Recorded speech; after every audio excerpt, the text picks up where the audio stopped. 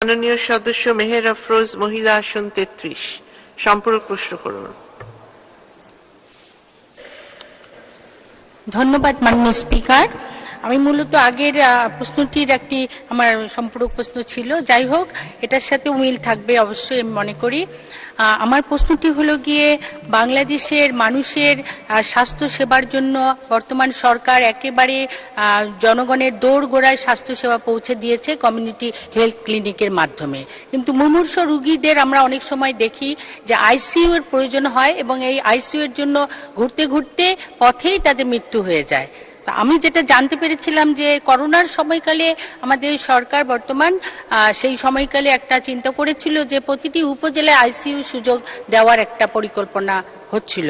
আমি তাই মাননীয় মন্ত্রী মহোদয়ের কাছে আমার প্রশ্ন, এই বিষয়ে আপনি আপনার অবস্থানে থেকে কি ব্যবস্থা গ্রহণ করতে পারেন? ধন্যবাদ মাননীয় স্পিকার।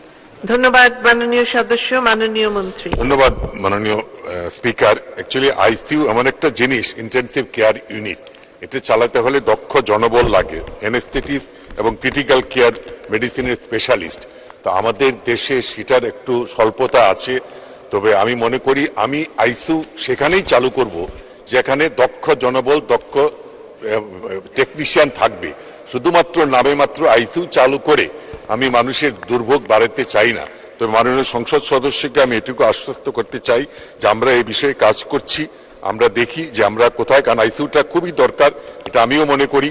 কারণ একটা রোগী খারাপ হলে ঢাকা আনতে আনতে সে আর খুবই খারাপ হয়ে যায়। অতএব আমি চেষ্টা করব এই সমস্যাগুলি যত দ্রুত সমাধান করা যায় সেই ব্যাপারে কাজ করার জন্য। ধন্যবাদ মাননীয় স্পিকার। ধন্যবাদ মাননীয় মন্ত্রী।